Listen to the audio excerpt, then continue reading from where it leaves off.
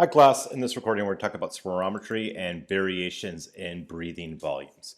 When we think of a spirometer, that is a device that we use to measure the air going out of the lungs. So as we look at this individual right here, this individual has his nose plugged and he's breathing out into a spirometer which measures the volume of air coming out of his lungs.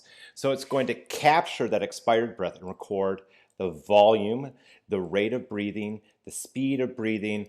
If it's a really fancy spirometer, the rate of oxygen consumption. I don't have one of those. That'd be pretty cool though. And there are some key volumes that we can have here. Tidal volume, inspiratory reserve, and expiratory reserve. And I'm going to talk about them on this slide because it's just easier to talk about them with the graph. So as we look at tidal volume is the small change in volume when we have lazy breathing, when you breathe in and out a lazy amount, that shallow passive breathing, which is tidal volume. And it's approximately 500 milliliters in your generic adult.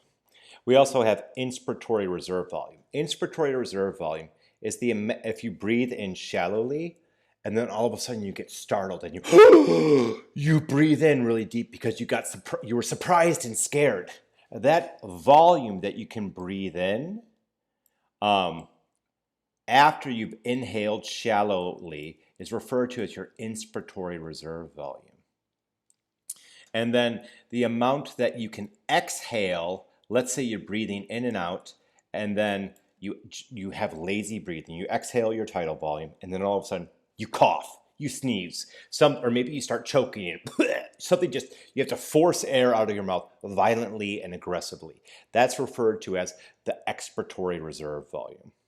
And if you take tidal volume, the yellow line, plus expiratory reserve, the darker blue line, plus inspiratory reserve, the pink line, that's going to give you the total amount of air that can go in and out of your lungs, which is referred to as vital capacity. Oh, there we go. I want to go back to this slide.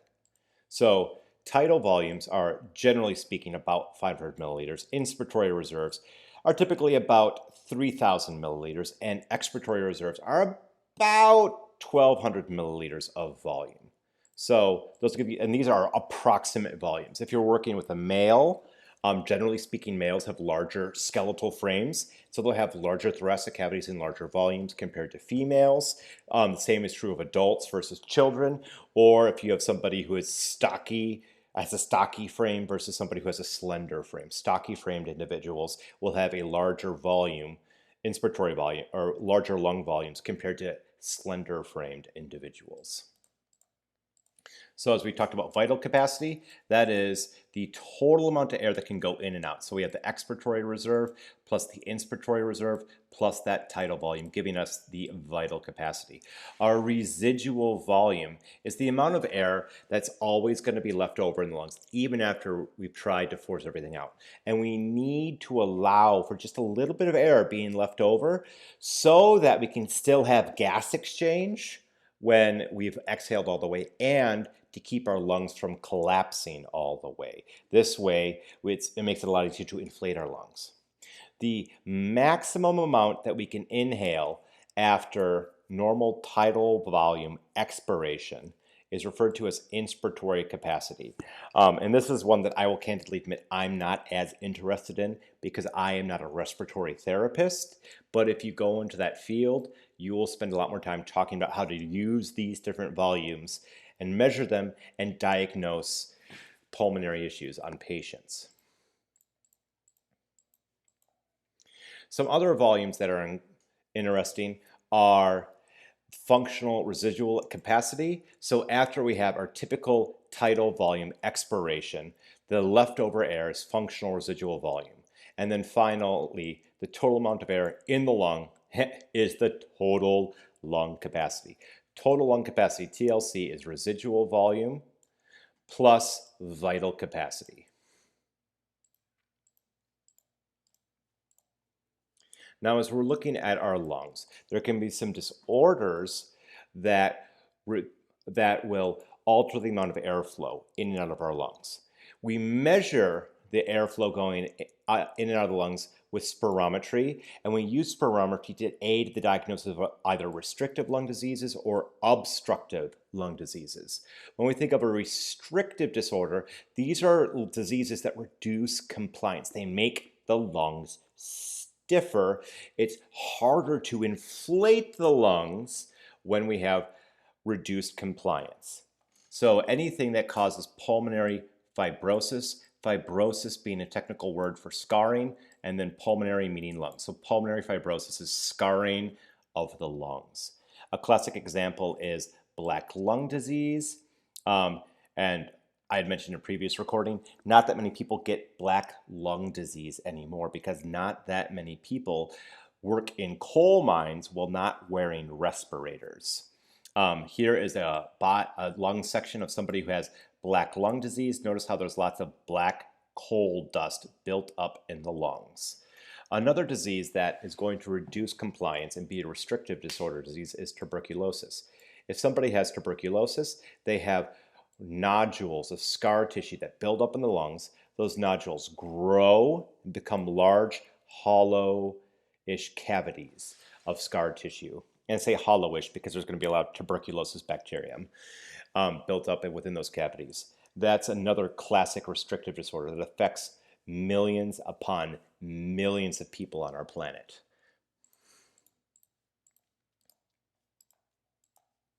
When we think of obstructive disorders are things that make it harder to move air through the passageways. So they either narrow the passageway or block the passageways within the lungs.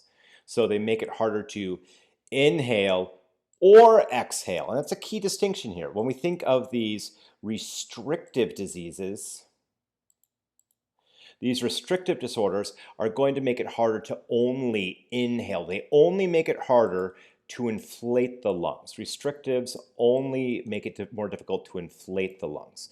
Whereas when we look at our obstructive disorders, physiologically, the airway is being blocked, so it's harder to move air in and out. So obstructive disorders make it more difficult to inhale or exhale with our lungs. Classic examples include asthma and chronic bronchitis. Those are things that restrict the airways.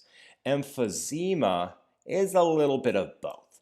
It's going to involve some constriction of the airways, so it's a little obstructive, and it's also going to involve some scar tissue buildup, so it's going to be a little restrictive as well.